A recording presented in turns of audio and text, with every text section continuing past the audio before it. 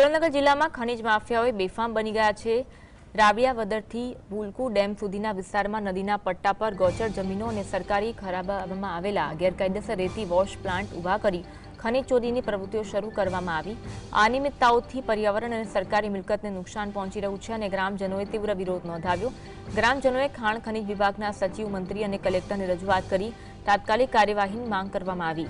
રાબિયાવદરથી ફુલકુ dam સુધીના નદી પટ્ટા પર ગોચર જમીનો અને સરકારી ખરાબામાં રેતી વોશ પ્લાન્ટ ઊભા કરવામાં આવ્યા। આ પ્લાન્ટ દ્વારા ગેરકાયદેસર રેતીનું ધોવાણ અને વેચાણ થઈ રહ્યું છે, જે ખનીજ કાયદાનું ઉલ્લંઘન છે।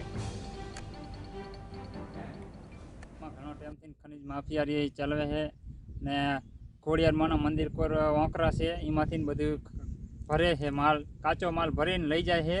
એ લઈ જઈને ધોવે છે, ધોઈને પછી બધી વેચાણ કરે છે।